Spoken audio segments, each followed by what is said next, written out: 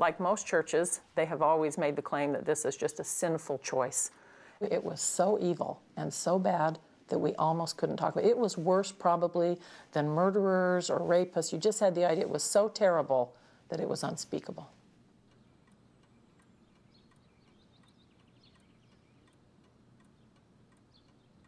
As early as age 7, I knew I was gay. I didn't know to associate the word gay with it necessarily, but I knew I had attraction to other men as early as that age.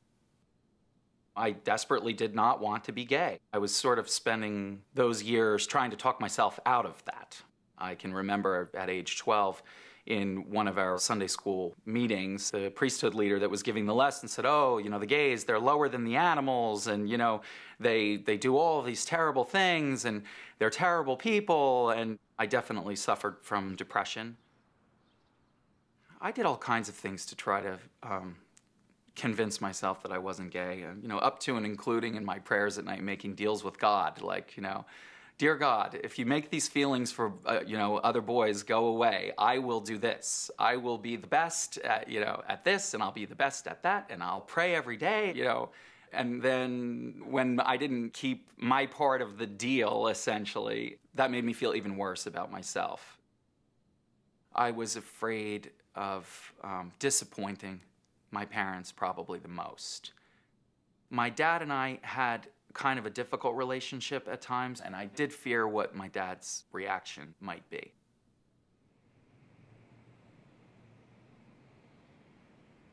It's so painful to even talk about it. And sometimes I even feel that why us? Why us?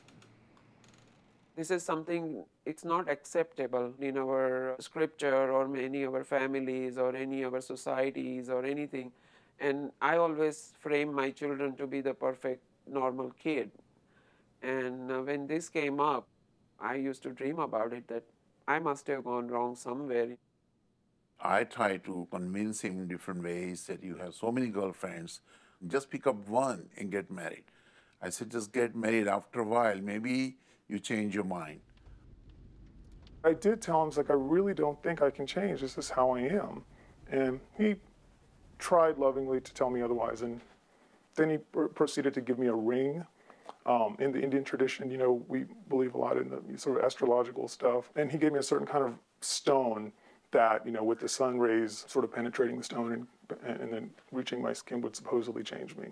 And that was 10 years ago. And I have to report, so far, the effects of the stone haven't been that potent. We are Hindu and we believe in Lord Krishna. And our scripture is Gita, Bhagavad Gita. As far as the preaching goes, there is not in Gita or anywhere there is a mention of gays. I tried to convince him to marry a lady who is a lesbian, but he doesn't want to do that. We are worried about his future. At one point I felt like that I want to die, you know, that why did I raise my son that way? What's hard for me is my parents, because I really love them a lot, and I see how much it hurts them, and I would never want to hurt them, but it's so hard for them. They just don't, they're really scared. They don't want their families or their communities to find out. Why I want to hide it? Yes. I don't want to be identified as somebody who is going to watch the documentary or film or whatever, that who I am. We are a well-known figure in our community, and the issue might create some animosity, so I would rather not recognize myself. Right now, my daughter is there to support him as a brother, but you never know when the daughter gets married to the guy, he may or may not like it.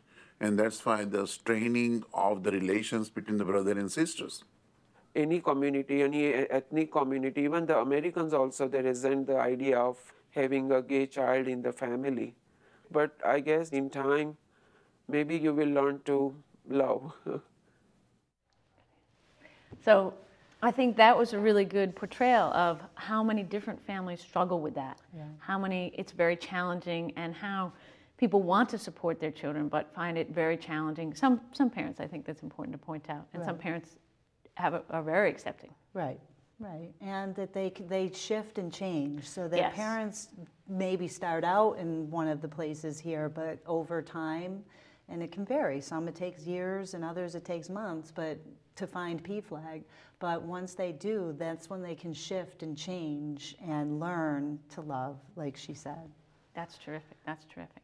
And I want to make sure we talk about the Pride and Passion Party that's coming up.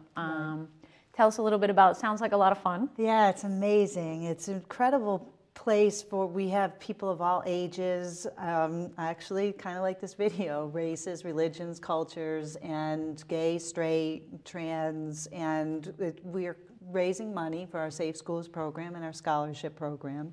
So it's May 2nd at the Boston Back Bay Event Center. Oh, great. It's 6:30 at night, and it's amazing. It's about over 400 people go to the event. Terrific. And there's lots of great food and dancing. And Congressman Barney Frank is one of our speakers. Generally, Mayor Menino is there. Oh, wonderful. So it's really a great way for parents to meet other parents as well, and for gay people to see parents. So it's a nice event. Oh, terrific. And to really connect with other people and see that it can be positive and it doesn't hold people back. So that's critical. Right, and we also, some gay straight alliances will bring the youth there to volunteer, so it's a really great mix of people. That's terrific. Well, that sounds like a wonderful event. So everyone should put that on their calendar. May 2nd, 2009. Excellent. Terrific, terrific. Yeah. Well, I'd like to remind everyone what's their contact info if someone had a question for you or wanted to contact you about further information about the Pride and Passion, about the documentary. What would be the best way to reach you? Our phone number is 781-891-5966, and our website is gbpflag.org, Greater Boston PFLAG. Oh, okay. gbpflag.org. Great. And those are the best ways to get in touch with us. Terrific. And you have different chapters all around the We country and all around the world. In Massachusetts, Greater Boston PFLAG is made up of individual chapters in Arlington, Concord, Reading, Fall River, Cape Ann, and we're starting a new chapter in Methuen, Lawrence area. Oh, wonderful. So, and Dorchester is a newer chapter as well. Oh, terrific. Yeah. Terrific. So people can go on the website and find which one best meets their needs. Exactly. In terms of where the community. Well, thank you very much for being on the show. We very much appreciate it. Thank you so much. It's an important conversation, and thank you for allowing it. Our pleasure, our pleasure. And I'd like to say thank you to all our viewers for tuning in once again to Employment for All, where we feel that everyone can be successful with the right supports. And we'd like to remind you to reach out to someone who needs that support, who you might be able to help in your community. So thank you once again for tuning in, and we look forward to seeing you, not next week, but the following week. Take care and have a happy holidays season.